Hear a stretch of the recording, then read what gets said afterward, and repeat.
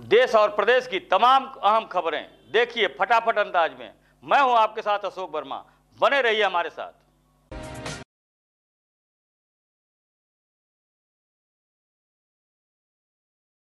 UP के महाराजगंज जिला स्थित जिला कारागार को जेलर ने कैदियों के साथ मिलकर एक खूबसूरत बागवानी में बदल दिया है। बंदी सुधार गृह के कॉन्सेप्ट को सफल बनाते हुए जेलर कोरोना काल में ही शुरुआत करते हुए हत्या, अपहरण, फिरौती जैसे संगीन अपराधों में जेल में बंद आजीवन कारावास की सजा काट रहे कैदियों को प्रेरित कर जेल के पार्क को बनाने में लगा दिया। आज जिला जेल में एक खूबसूरत बागवानी बन गया है, जिसमें कई तरह के फूलों के साथ जड़ी बूटियां भी मौजूद हैं, जिसका सेवन अब कैदी भी करते हैं। वहीं अब जेल में बंद कैदियों का कहना है कि बैरक में बैठे बैठे वो पहले बोर हो जाते थे, लेकिन अब इस बागवानी को खूबसूरत बनाने में उनका समय भी कट रहा है और उसके बदले पैसे भी मिल रहे हैं। सुनवाते हैं बारी बारी से कैदी और जेलर की बात को। क्या नाम है आपका? यहाँ पे किस जुर्म में आए हैं और क्या काम कर रहे हैं? हम आजीवन कारावास कैदी हैं सर। यहाँ में बहुत अच्छा लगता है, टाइम पास हो जाता है, मेहनत करने का पैसा भी मिलता है। क्या करते हैं आप यहाँ पे? फूल पत्ती का काम करता और कराता हूँ सर। बढ़िया लगता है आपको? जी हाँ सर। पहले कैसा लगता था, अभी कैसा लगता है? बैरिक में अच्छा नहीं लगता सर। यहाँ काम करने से बहुत अच्छा अपने आप को महसूस करता हूँ और सेहत पानी भी अच्छी रहती है। जी। क्या नाम है आपका? मोहम्मद इदरीस। किस जुर्म में आए? 302। आजीवन कारावास? जी सर। अंदर रहते थे तो हमको जो है जेल जैसा महसूस होता था, और यहाँ पर रहते हैं तो पार्क नुमा महसूस होता है और काफ़ी अच्छा लगता है। फूल पत्तियों के बीच में देखभाल करना और समय भी इससे कट जाता है और दिमाग में फालतू चिंता भी नहीं रहता है और घुटन नहीं महसूस होता है। बहुत अच्छा लगता है यहाँ पर काम करना। क्या नाम है आपका? हमारा नाम अवधेश मिश्रा है, ब्रिजमनगंज के निवासी हैं। किस जुर्म में आए? दहेज हत्या के प्रकरण में हमारी भाभी थी। आप इंस्पायर में किससे इंस्पायर हुए हैं, वो क्या किए हैं एक नई पहल, और उससे कितना फ़ायदा हो रहा है इन कैदियों के बीच में? कई चीज़ें था, जैसे हमारे कारागार मुख्यालय से ही हर समय तरह तरह के गाइडलाइंस जारी हुआ करते थे और कोविड की वजह से सारे बाहर से आवागमन और लोग सब कुछ बंद था। उसमें यही सोचना था कि जो अंदर लोग हैं उनको कैसे मोटिवेट किया जाए ताकि वो कुछ करके अपने आप को बेटर महसूस कर सके और दिमागी रूप से अपने आप को संयमित रख सकें।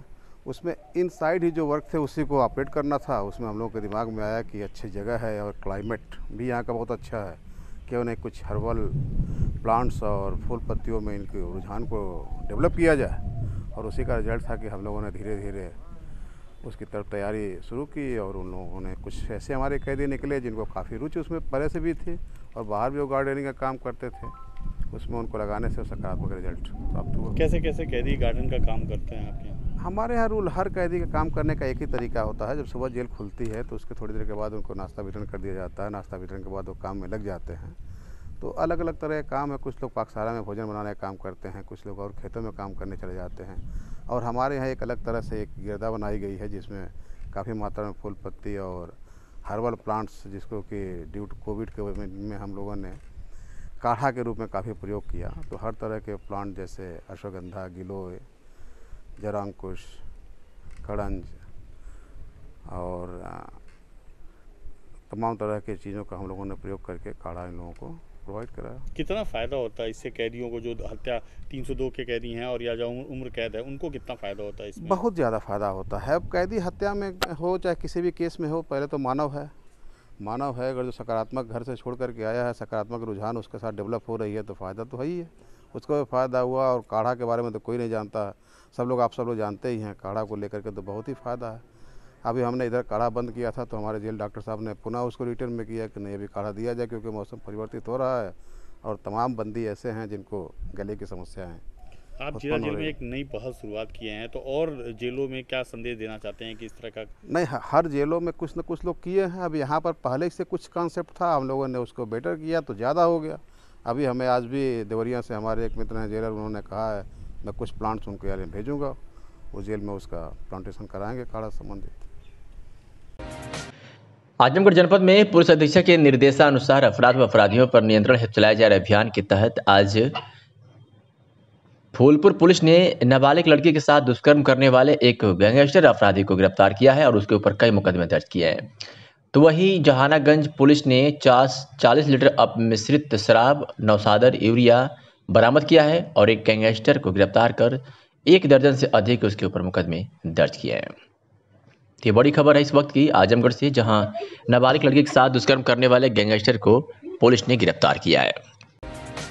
आजमगढ़ सगड़ी तहसील क्षेत्र के अनजान सहित निवासी मिर्जा महफूजुल रहमान बेग एवं उनके ग्रुप की 18 सदस्यीय team Azamgarh Muslim educational society, Azamgarh civil national college, Azamgarh civil national inter college प्रबंध समितियों का चुनाव में भारी जीत के बाद अनजान सहित गांव में मंगलवार को देर शाम पहुंची, जहां बैठक की गई और स्वागत सम्मान समारोह का आयोजन किया गया, जिसमें सिविल इंटर कॉलेज आजमगढ़ के सचिव एवं प्रबंधक मिर्जा महफूजुल रहमान बेग की अध्यक्षता में आवास पर बैठक की गई और कॉलेज एवं सोसाइटी को आगे बढ़ाने के लिए विचार विमर्श किया। वही ग्रुप के सभी सदस्य सिविल नेशनल कॉलेज के अध्यक्ष अबू साद सम्मी, अतहर रशीद, सचिव एवं प्रबंधक चुने जाने पर उनके पैतृक आवास पर स्वागत सम्मान समारोह का आयोजन किया गया। कॉलेज की तरक्की के लिए और जिन मसाइल से सिविल नेशनल पीजी कॉलेज को चार है, उसके हल के लिए आपके सामने कोई खाका तैयार है? देखिए, अभी कल ही मीटिंग हुई है, हम लोगों की पहली मीटिंग हुई है। अभी कम से कम असेस करना होगा कि कौन कौन से प्रॉब्लम हमारे कॉलेज के सामने है, या स्कूल के सामने है, या सोसाइटी के सामने है, कौन कौन से हैं। सारे तीनों जिम्मेदार हम चारों लोग यहाँ बैठे हुए हैं। शौकत अली साहब ये प्रेसिडेंट हैं सोसाइटी के, मैं इंटर कॉलेज का सेक्रेटरी हूँ, आप जो है सेक्रेटरी हैं सिविल पीजी कॉलेज के, और आप प्रेसिडेंट हैं सिविल पीजी कॉलेज के। ये सारे लोग मिल बैठ कर के ये तहैया किया है कि हमें जितनी भी खामियां हैं रफ्ता रफ्ता उसको हम दूर करेंगे। अब कोई हमारे पास जादू की छड़ी तो है नहीं कि बैग जो है इसको सब हल हो जाए, लेकिन ये है कि इंशाल्लाह धीरे धीरे हम लोग उस पर काबू पाएंगे और आप देखेंगे कि आगे आने वाले दिनों में हम कितना काम कर पा रहे हैं, वो आपके सामने आ जाएगा। ये इलेक्शन आपके लिए बहुत बड़ा चैलेंज, इसको जीतने के लिए आपने बड़ी कोशिश किया। बेशक कोशिश हमने किया और ये हमारा फर्स्ट था। कॉलेज के हालात देख करके हमने अपने सारे वक्त सारे काम छोड़ करके हम इसी मुहिम में जुट गए कि किसी तरीके से हमारा कॉलेज जो है ऐसे लोगों से फ्री हो जाए जो कॉलेज को पीछे की तरफ ले जा रहे थे और उसके वकार को हम बचा सकें। ये हमारी कोशिश है। इलेक्शन लड़े, मेहनत किया, अल्लाह ताला ने हमको कामयाब किया। ये अभी डिग्री कॉलेज है, आगे आपकी कोशिश ये रहेगी कि इसको हम यूनिवर्सिटी बनाने का नहीं यूनिवर्सिटी बनाने का तो गवर्नमेंट ने डिक्लेयर कर दिया है यूनिवर्सिटी कहाँ बनेगी, और हम अपने कॉलेज को यूनिवर्सिटी के रूप में उसमें बदल देंगे। ये ऐसा मुमकिन नहीं है क्योंकि माइनॉरिटी कॉलेज है और उसका कैरेक्टर हम ये नहीं चाहते हैं कि ख़त्म हो। माइनॉरिटी कैरेक्टर रखते हुए अगर गवर्नमेंट हमको डीम्ड यूनिवर्सिटी बनाती है तो हम उसका इस्तेमाल करेंगे और उसके लाइन में काम भी करेंगे। उत्तर प्रदेश राज्य एड्स सोसाइटी द्वारा निःशुल्क स्वास्थ्य शिविर का आयोजन ब्लॉक के करखियां गांव में किया गया, जिसमें गांव के सैकड़ों ग्रामीणों ने अपनी निःशुल्क जांच करवाई और दवाएं ली। हरिया ब्लॉक के पूर्व माध्यमिक विद्यालय करखिया रुस्तम सराय में राज्य एड्स सोसाइटी द्वारा निःशुल्क स्वास्थ्य शिविर का आयोजन किया गया। शिविर में चिकित्सकों ने ग्रामीणों का शुगर, ब्लड प्रेशर, HIV आदि की जाँच की व निःशुल्क दवाओं का वितरण भी किया गया। इसके साथ ही लोगों को परामर्श भी दिया गया। निःशुल्क स्वास्थ्य शिविर में करीब 3 लोगों ने लाभ उठाया। इस अवसर पर चिकित्सकों ने बताया कि प्रत्येक वर्ष मार्च माह में चलाए जाने वाले राष्ट्रीय कार्यक्रम के तहत राज्य एड्स सोसाइटी द्वारा प्रत्येक बालकों ने निःशुल्क स्वास्थ्य शिविर का आयोजन किया जाता है, जिसमें लोगों के स्वास्थ्य की जांच की जाती है और दवाओं का वितरण भी किया जाता है। उन्होंने बताया कि इसका मुख्य उद्देश्य यह पता लगाना है कि कितने लोग HIV से ग्रसित हैं। अगर कोई HIV से ग्रसित पाया गया तो उसको जिला चिकित्सालय के ART सेंटर से निःशुल्क जाँच व चिकित्सकीय सुविधा उपलब्ध कराई जाती है। क्या कुछ का सुनवाते हैं। अपना परिचय बताइए। मेरा नाम राकेश कुमार चतुर्वेदी है। आज ये करखिया गांव में आप लोग कैंप लगाए हैं, हाँ, क्या आपका मकसद है? लक्षित हस्तक्षेप परियोजना द्वारा उत्तर प्रदेश राज्य एड्स कंट्रोल सोसाइटी द्वारा जो है एक राष्ट्रीय कार्यक्रम चल रहा है। इसमें जो है कैंप लगाया गया, जिसमें HIV की जाँच, शुगर की जाँच और अन्य जाँचें हो रही हैं। डॉक्टर द्वारा जो है देखा भी जा रहा है, दवा भी दी जा रही है। तो कैसा रिस्पांस रहा है इस गांव में आप आए हैं तो? इस गांव में अच्छा रिस्पांस अभी मिल रहा है। अभी और लोग आने वाले हैं, आ रहे हैं, धीरे धीरे लोग आ रहे हैं। हमको ये देखना है कि इस गांव में कोई HIV पॉजिटिव तो नहीं है। अगर HIV पॉजिटिव है तो उसको लिंक जो है हम ART से कराएंगे।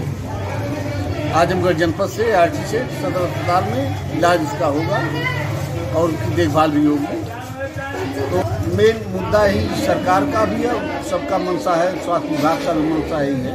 इसलिए हर साल जो है मार्च महीने में हर ब्लॉकों पे लगभग चुन करके वहाँ से लगाया जाता है। समाजवादी पार्टी विधानसभा दीदारगंज विधानसभा के सेक्टर अध्यक्ष प्रभारियों की बैठक नंदाव बाजार में संपन्न हुई। बैठक का संचालन विधानसभा अध्यक्ष रामाश्रय चौहान ने किया। बैठक को संबोधित करते हुए पूर्व मंत्री रामाश्रय विश्वकर्मा ने कहा कि हमारी पहली प्राथमिकता बूथ तथा सेक्टर स्तर पर संगठन को मजबूत करना है। पंचायत चुनाव में मजबूती से कार्यकर्ताओं को जिताना होगा, यही हमारी विधानसभा चुनाव में जीत का आधार बनेंगे। भाजपा ने जनता को निराश किया है और कोई वादा पूरा नहीं किया है। बेरोजगारी, महंगाई, गरीबी, पुलिस उत्पीड़न भाजपा सरकार की देन है। जनता सपा को जिताकर अखिलेश यादव को मुख्यमंत्री बनाना चाहती है। पंचायतों के चुनाव के बाद सीधे विधानसभा के चुनाव की तैयारी और विधानसभा के चुनाव की चर्चा शुरू हो जाएगी। और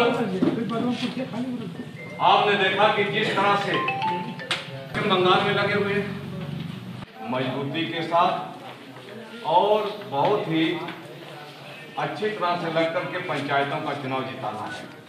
आपको मालूम होना चाहिए कि तमाम गांवों में भारतीय जनता पार्टी का एक भी कार्यकर्ता नहीं था।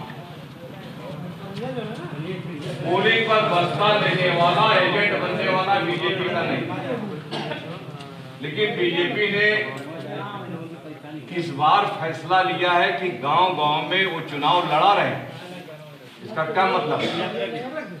जिन गांव में एक तरफा पूरा समाजवादी पार्टी का बस्ता झंडा लगता था, अब भारतीय जनता पार्टी का भी झंडा आपके गांव में दिखाई देगा। कोई न कोई टिकट लेकर के कोई न कोई झंडा थाम करके चुनाव लड़ने का काम करे। सपा के पूर्व विधायक विजलाल सोनकर ने प्रेस कॉन्फ्रेंस कर सफाई दी है और कहा है कि मेरे ऊपर जो भी आरोप लगाए गए हैं कब्जे की, वो सारे बेबुनियाद है। उन्होंने कहा कि जहां तक कब्जे का मेरा सवाल है, वो बैनामाकर्ता के पास करीब 40 से 45 वर्ष से तथा मेरे पास 11 वर्ष से निर्विवाद चला रहा है। मेरे पर पुनः कब्जा करने का जो आरोप है वो बिल्कुल बेबुनियाद है। पत्र प्रतिनिधियों से बात करते हुए उन्होंने कहा कि विगत एक हफ्ते से कुछ प्रिंट मीडिया और सोशल तथा इलेक्ट्रॉनिक मीडिया पर अनलगत झूठी खबर चलाई जा रही है, वह काफ़ी दुखद है। सच्चाई को जाने बगैर इस प्रकार किसी के सम्मान और चरित्र का हनन चिंताजनक है। वास्तविकता यह है कि मौके पर किसी प्रकार की मारपीट नहीं हुई है। अगर मारपीट होती तो कोई चोटिल होता और स्थानीय पुलिस द्वारा मुआयना कराकर केस किया जाता। क्या कुछ कहा अपने संबोधन में और अब प्रेस प्रतिनिधियों से बात करते हुए पूर्व विधायक विजलाल सोनकर ने, आपको सीधे सुनवाते हैं। 4-5 दिन से लगातार मेरे विरुद्ध षड्यंत्र करते हुए social media, print media, electronic media में रामाश्रय राय के परिवार द्वारा झूठा बयान दे करके मेरा मान सम्मान खराब करने का प्रयास किया जा रहा है। दोस्तों, सच्चाई ये है कि मैं लखनऊ में था। मेरे घर से फ़ोन गया कि हमारी प्रॉपर्टी पर रामाश्रय राय के परिवार के अवनीश राय और अन्य लोग 25-30 गुंडों को लेकर के और लगभग 1 दर्जन मजदूरों को लेकर के बाउंड्री करवा रहे हैं। मैं तुरंत वहाँ से चल दिया और रात में आ करके मैं एसओ साहब से मिला। मैंने एसओ साहब से कहा, मान्यवर, यह प्रॉपर्टी मैंने बैनामा लिया है 3 बिस्सा, और जिस आदमी से बैनामा लिया है उसको 1997 में मुंसफ न्यायालय से यह प्रॉपर्टी चौहद्दी दिखा करके उसको आबादी डिक्लेयर करते हुए दी गई। और 1997 में ये भी दिखाया गया है कि करीब 30 साल पहले से, यानी 1975-76 से वो प्रॉपर्टी उसके कब्जे में थी। इस आधार पर उसको शेड्यूल कास्ट का आदमी था, उसको अलॉट कर दी गई। मैं आया तो चूँकि मैं भी शेड्यूल कास्ट का हूँ, मुझे बैनामा लेने में कोई दिक्कत नहीं हुई और मैंने 2010 में बैनामा ले लिया। 2017 में मैं जब काम शुरू करने गया तब उस समय रामाश्रय राय के परिवार के अवनीश राय वगैरह ये 50 अपने साथियों को लेकर के आकर के मेरा काम रोकवा दिया। कोई अपनी घटना न हो, शांतिपूर्वक मैंने काम को बंद कर दिया और प्रॉपर्टी निर्विवाद तब से मेरे कब्जे में थी और आज भी है। और इस पर जबरदस्ती ये आदमी लेकर के 6 तारीख को चढ़ गए, कब्जा करने लगे। मैं आकर के एसओ साहब को सारी बात बताया, सारे कागजात दिखाया। उन्होंने फटकारा, डांटा इन लोगों की गलत बात है, आप किसी कॉम्पिटेंट अथॉरिटी का ऑर्डर लेकर के आइए और without permission of any competent authority you can't do any work. आप वहाँ कोई कार्य नहीं कर सकते बिना किसी सक्षम अधिकारी के आदेश के। ये लोग मजबूर हो गए, इनके पास कोई रास्ता नहीं बचा। चूँकि अभी कोर्ट में मैंने केस डाला है 2017 में मैंने केस डाला है, नोटिस दिया, पेपर में इश्तहार दिया, इनके यहाँ चस्पा किया, लेकिन सब कुछ के बावजूद ये लोग हाजिर नहीं हो रहे हैं कोर्ट में।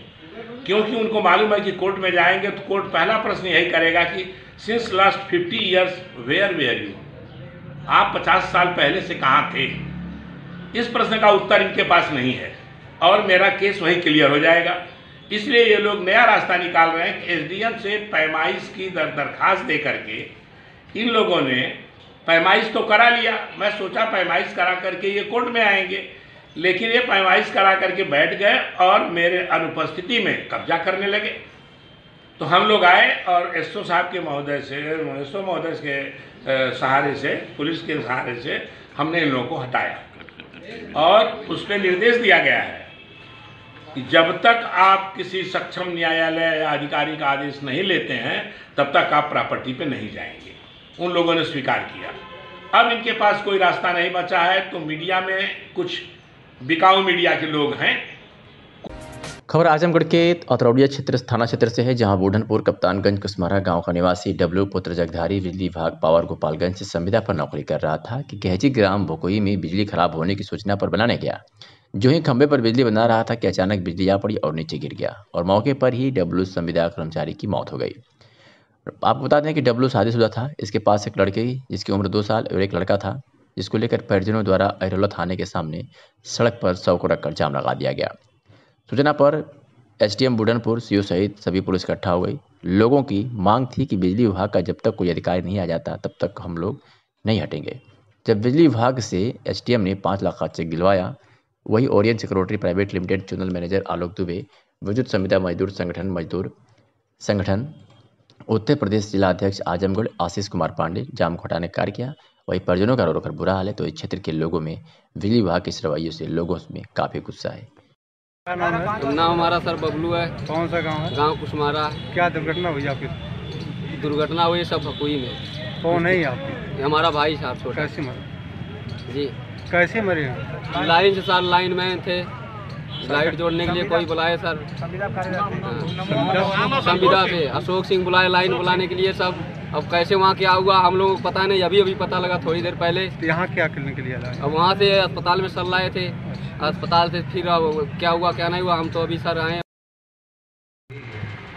कैसे हुए क्या देखिए, ये जो प्रथम दृष्टया दुर्घटना घटित हुई है इलेक्ट्रिक करंट के वजह से, ये मृत्यु का कारण जाना जा रहा है। लेकिन पोस्टमार्टम रिपोर्ट के बाद जो भी निष्कर्ष आएंगे उसके रिजल्ट, उसके आधार पे आगे की कार्यवाही की जाएगी। वर्तमान समय में डल्लू राम की मृत्यु हुई है, उनके पत्नी यशोदा को जो है विद्युत विभाग के समन्वय करके रुपये 5 लाख का चेक आज उनको आर्थिक सहायता के रूप में दिया गया है। साथ ही उनके बच्चों के परवरिश के लिए भी उनसे बात की गई है। आगे उनके बच्चों की परवरिश के लिए जो भी नियमानुसार सहायता होगी उनको प्रदान कराई जाएगी। पेंचेक्स लाट sports association of Uttar Pradesh की महासचिव सूरज प्रकाश श्रीवास्तव और जीटी ग्लोबल स्कूल के प्रधानाचार्य विधान चंद तिवारी ने जीटी ग्लोबल स्कूल में एक संयुक्त प्रेस वार्ता का आयोजन कर बताया कि पेंचेक्स लाट स्पोर्ट्स एसोसिएशन ऑफ आजमगढ़ के तत्वाधान में तृतीय राज्य स्तरीय पेंचेक्स लाट चैंपियंस 2021 का आयोजन 12 से 14 मार्च को जीटी ग्लोबल स्कूल आजमगढ़ में आयोजित होगी। पेंचेक्स लाट sports association of Uttar Pradesh के महासचिव सूर्य प्रकाश श्रीवास्तव ने कहा कि पूरे प्रदेश के लखनऊ, आगरा, शामली, मुजफ्फरनगर, सहारनपुर, आजमगढ़, मऊ, बलिया, जौनपुर, प्रतापगढ़, रामपुर वाराणसी सहित लगभग 24 जनपदों की टीमों से 350 खिलाड़ी विभिन्न भार वर्गों में प्रतिभाग करेंगे। साथ ही इस बार उत्तर प्रदेश पुलिस की भी टीम प्रतिभाग करेगी। स्वर्ण पदक विजेता खिलाड़ियों को पुरस्कृत किया जाएगा तथा उन्हें राष्ट्रीय स्तर के चैंपियनशिप में प्रतिभाग करने का अवसर प्राप्त होगा। जीडी ग्लोबल स्कूल के प्रधानाचार्य विधान चंद तिवारी ने कहा कि सभी खिलाड़ियों के लिए उचित प्रबंध किया गया है तथा आजमगढ़ में आत्मरक्षा की इस खेल को बढ़ावा देने के लिए समय समय पर इस तरह के प्रतियोगिताओं का आयोजन किया जाता रहेगा। आयोजन कमेटी में एसोसिएशन के संरक्षक गौरव अग्रवाल, प्रबंधक जीडी ग्लोबल स्कूल परितोष राय, नितिन गौड़, संदीप सिंह सोनू, विद्याधर श्रीवास्तव, राजीव प्रताप सिंह कप्पू शामिल है। स्कूल में 3rd यूपी स्टेट पेंचेक्सिलर चैंपियनशिप का आयोजन होने जा रहा है 12 से लेकर के 14 मार्च तक, जिसमें पूरे उत्तर प्रदेश से लगभग 25 जनपदों की खिलाड़ी प्रतिभाग करने वाले हैं।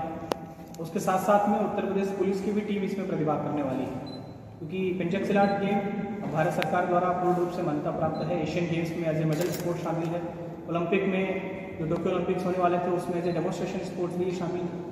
उसके साथ साथ में भारत सरकार के कार्मिक एवं प्रशिक्षण मंत्रालय, एसोसिएशन ऑफ इंडियन यूनिवर्सिटीज़ और उत्तर प्रदेश सरकार से हम लोग मान्यता के लिए प्रयासरत हैं और यूपी ओलंपिक एसोसिएशन ने अभी हमें जल्दी ही मान्यता प्रदान किया है। इससे पूरे उत्तर प्रदेश के खिलाड़ियों में उत्साह है और आजमगढ़ जो है वो एक केंद्र बनता जा रहा है पेंचेक्सिलर और अन्य मार्शल आर्ट्स खेलों का। जीडी ग्लोबल स्कूल में हम लोग लगातार ऐसे प्रतियोगिताएं करा करके आजमगढ़ के जितने भी खिलाड़ी हैं, साथ ही साथ पूरे उत्तर प्रदेश के खिलाड़ियों को प्रोत्साहन करने का कार्य कर रहे हैं। गौरव अग्रवाल जी यहाँ के प्रबंधक हैं इस विद्यालय के, उनका पूर्ण रूप से सहयोग मिलता रहता है इस खेल को आगे बढ़ाने में। और इसमें सबसे बड़ी खासियत ये है कि पहली बार उत्तर प्रदेश पुलिस की टीम प्रतिभाग कर रही है पेंचेक्सिलर की इस राज्य स्तरीय चैंपियनशिप में। हम लोगों ने खिलाड़ियों के रहने से लेकर के खाने से लेकर के सारी व्यवस्थाएं कोरोना प्रोटोकॉल के हिसाब से बहुत ही अच्छी तरीके से किया हुआ है और पूरे उत्तर प्रदेश के खिलाड़ी अगर आ रहे हैं तो हम जनपद वासियों का भी एक सौभाग्य है कि उन्हें एक अच्छी मेज़बानी हम पेश कर सकें, उनके लिए अच्छी से अच्छी व्यवस्था हम दे सकें ताकि इस खेल को आगे बढ़ाया जा सके। कब से शुरू हो रहा है? ये 12 मार्च से शुरू हो रहा है और 14 मार्च तक ये होना है। 3 दिन का ये प्रतियोगिता है। कौन कौन लोग खेल रहे हैं? कितने उम्र से कितने उम्र? इसमें 10 साल से लेकर के 35 ईयर्स तक 35 साल तक के खिलाड़ी प्रतिभाग कर रहे हैं। अलग अलग कैटेगरीज में चैंपियनशिप है। प्री टीम जिसमें 10 और 11 साल के बच्चे होते हैं, 12 से लेकर के 14 साल के बच्चे सब जूनियर में खेल रहे हैं, 14 से लेकर के 17 साल तक के बच्चे जूनियर में और 17 साल से 35 साल जो सीनियर कैटेगरी है उसमें भी खिलाड़ी प्रतिभाग कर रहे हैं। लगभग पूरे प्रदेश से 350 खिलाड़ी इसमें प्रतिभाग करने वाले हैं। आजमगढ़ से खबर है, जहां अरौला थाना के अंतर्गत कुसमहरा ग्राम निवासी डब्लू लाइनमैन लाइट बनाने के लिए शटडाउन लेकर के लाइट बना रहा था। विभाग की लापरवाही के चलते लाइट शटडाउन में चालू हो गई और लाइनमैन की मौके पर ही मौत हो गई। परिजनों ने अरौला थाने के सामने चक्का जाम लगाया। विभाग ने 1 लाख का चेक देने का ऐलान किया, फिर भी चक्का जाम खत्म नहीं हुआ। मौके पर एसडीएम बुढ़नपुर व अरौला थाना प्रभारी प्रकाश शुक्ल जाम समाप्त करवाने की कोशिश कर रहे हैं। आजमगढ़ में सकड़ी तहसील क्षेत्र के ब्लॉक संसाधन केंद्र आजमतगढ़ पर आंगनबाड़ी कार्यकर्तियों को 4 दिवसीय प्रशिक्षण दिया जा रहा है। MTM-TL मेला एवं प्रदर्शनी का भी आयोजन किया गया एवं कार्यकर्तियों को प्रशिक्षण के बाद प्रपत्र वितरित किए गए। इस दौरान प्रशिक्षण के दौरान समस्त आंगनबाड़ी कार्यकर्तियों को बच्चों को पढ़ाने के लिए खेल खेल में पढ़ना सीखना है एवं रॉ मटेरियल के द्वारा शैक्षणिक सामग्री बनाकर उपयोग करते हुए बच्चों को पारंगत बनाना है, जिसके लिए BRC आजमतगढ़ के प्राथमिक विद्यालय प्रथम पर 4 दिवसीय ECC प्रशिक्षण का आयोजन किया गया था। प्रशिक्षण के दौरान समस्त कार्यकर्तियों को प्रमाण पत्र वितरित किए गए एवं TLM मेला एवं प्रदर्शनी का आयोजन किया गया। इस दौरान ARP प्रशिक्षक कुसुम पांडे ने बताया कि यह आयोजन सभी आंगनबाड़ी कार्यकर्तियों को प्रशिक्षण में समग्र शिक्षा अभियान के अंतर्गत शिक्षा संवर्धन हेतु ECC केंद्र के सफल संचालन हेतु 4 दिवसीय प्रशिक्षण दिया गया। मैं कुसुम पांडे ARP अजमतगढ़ हिंदी विषय से ARP हूँ। हम लोगों को आंगनबाड़ी कार्यकर्तियों को प्रशिक्षण देने के लिए BLT की ट्रेनिंग मिली है आजमगढ़ से और इस ट्रेनिंग के माध्यम से हम अपने ब्लॉक की सभी कार्यकर्तियों को आंगनबाड़ी कार्यकर्तियों को हम लोग ट्रेनिंग दे रहे हैं। इस ट्रेनिंग में सभी कार्यकर्तियों को बताया जा रहा है कि कैसे हमारे केंद्र को ऐसा बना दिया जाए, सुरुचिपूर्ण बना दिया जाए ताकि हमारे बच्चे जो हैं हमारे केंद्र में आने के लिए तैयार हों, हमारे केंद्र में हम उनके एडमिशन के लिए तैयार हो और हमारे अभिभावक अपने बच्चों को भेजने के लिए तैयार हो। इसके लिए हम उनके सर्वांगीण विकास पे ध्यान देते हैं। इसमें हम विकास के 5 क्षेत्र को लेकर चल रहे हैं। उन विकास के 5 क्षेत्रों के लिए हम क्या क्या गतिविधियां अपने केंद्र पर कर सकते हैं, केंद्र में किस तरह से हम बच्चों को रोकने के लिए अपने केंद्र को बच्चों लायक बनाते हैं, उसमें कहानी, कविताएं, गाना, नृत्य सब चीज़ें सिखाई गई है प्रशिक्षण के दौरान।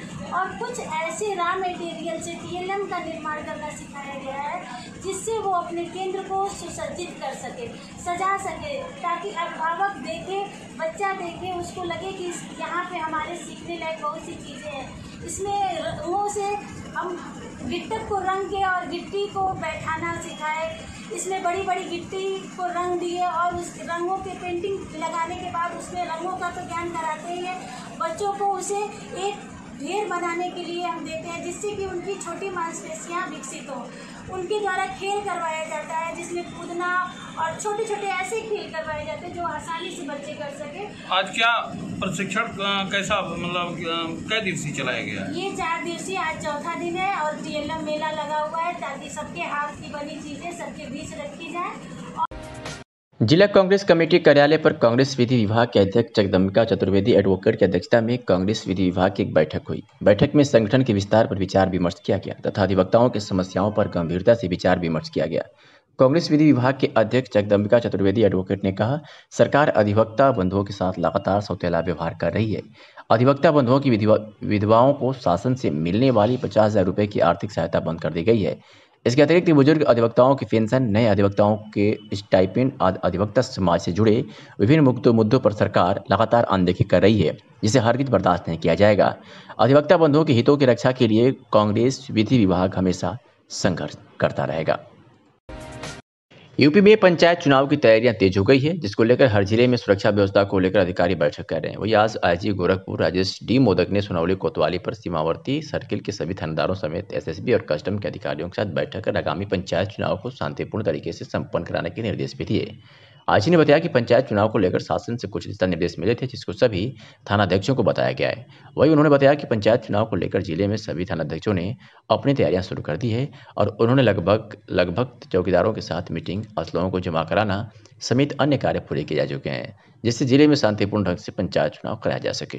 वही पंचायत चुनाव को लेकर सुरक्षा की दृष्टि से आईजी ने सीमा पर SSB जवानों की भी चेकिंग तेज करने के निर्देश दिए। इसके साथ ही जिसके कोई भी आपराधिक तत्वों नेपाल से भारत में आकर पंचायत चुनाव को प्रभावित न कर सकें, ऐसे निर्देश दिए गए हैं। क्या कुछ कहा, सुनवाते हैं। ये जो मीटिंग मेरी थी, रेगुलर मीटिंग हमारी होती है, बॉर्डर मीटिंग। इस महीने की मीटिंग मैंने यहाँ पे इसलिए ली कि सोनौली में एक छोटी मोटी घटना पिछले 5-6 दिनों के अंदर हुई थी, तो हमारा ये कंसर्न रहता है कि इस तरह की घटनाएं बॉर्डर्स पे ना हो और बहुत ही अच्छा वातावरण यहाँ पे बॉर्डर पे रहे। तो हमारे SSB के ऑफिसर्स हैं, हमारे इमिग्रेशन के ऑफिसर्स हैं और बाकी डिपार्टमेंट्स के भी ऑफिसर है, जैसे कस्टम्स है और प्रशासन के हैं, तो इनसे एक रेगुलर मीटिंग, एक रेगुलर टच पुलिस का रहना चाहिए। इसलिए ये बॉर्डर मीटिंग आज यहाँ पर ली गई है। बड़ी अच्छी मीटिंग रही है। कुछ दिशा निर्देश हमको शासन से भी मिले थे और उच्च अधिकारियों से मिले थे, वो भी सभी SOs को और ऑफिसर्स को बताने थे, तो इसलिए ये बॉर्डर मीटिंग आज ली गई थी। आपकी बात सही है कि पंचायत इलेक्शन आ रहे हैं और मैंने पंचायत इलेक्शन से रिलेटेड भी कुछ बातें और दिशा निर्देश हमारे SOs को, हमारे ऑफिसर्स को, COs को बताए हैं, जो कि बहुत ही ज़रूरी है। जो बेसिक काम जो करना है, पंचायत इलेक्शन शांतिपूर्ण हो, इसके लिए जो बेसिक काम अभी से करने हैं, वो अगर अभी शुरू नहीं किए गए तो फिर आगे प्रॉब्लम हो सकती है। लेकिन मुझे इस बात की खुशी है कि सभी SOs ने बहुत पॉजिटिव रिस्पांस दिया है और उन्होंने जितने वो बेसिक काम थे, जैसे कि चौकीदारों की मीटिंग, असलों का निरीक्षण और असलों को जमा करना, रजिस्टर नंबर 8 की चेकिंग करना, इस तरह के जो काम है वो पूरी तरह से हमारे SOs समयबद्ध तरीके से कर रहे हैं। सगड़ी तहसील क्षेत्र के अनजान सहित निवासी मिर्जा महफूजुल रहमान बेग एवं उनके ग्रुप की 18 सदस्यीय team Azamgarh Muslim educational society, Azamgarh civil national college, Azamgarh civil national inter college प्रबंध समितियों का चुनाव में भारी जीत के बाद अनजान सहित गाँव में मंगलवार को देर शाम पहुंची, जहां बैठक की गई और स्वागत सम्मान समारोह का आयोजन किया गया, जिसमें सिविल इंटर कॉलेज आजमगढ़ के सचिव एवं प्रबंधक मिर्जा महफूजुल रहमान बेग की अध्यक्षता में आवास पर बैठक की गई और कॉलेज एवं सोसाइटी को आगे बढ़ाने के लिए विचार विमर्श किया। वही ग्रुप के सभी सदस्य सिवली नेशनल कॉलेज के अध्यक्ष अबू साद सम्मी, अतहर रशीद, सचिव एवं प्रबंधक चुने जाने पर उनके पैतृक आवास पर स्वागत सम्मान समारोह का आयोजन किया गया। कॉलेज की तरक्की के लिए और जिन मसाइल से सिवली नेचुरल पीजी कॉलेज दो-चार है, उसके हल के लिए आपके सामने कोई खाका तैयार है? देखिए, अभी कल ही मीटिंग हुई है, हम लोगों की पहली मीटिंग हुई है। अभी कम से कम असेस करना होगा कि कौन कौन से प्रॉब्लम हमारे कॉलेज के सामने है, या स्कूल के सामने है, या सोसाइटी के सामने है, कौन कौन से हैं। सारे तीनों जिम्मेदार हम चारों लोग यहाँ बैठे हुए हैं।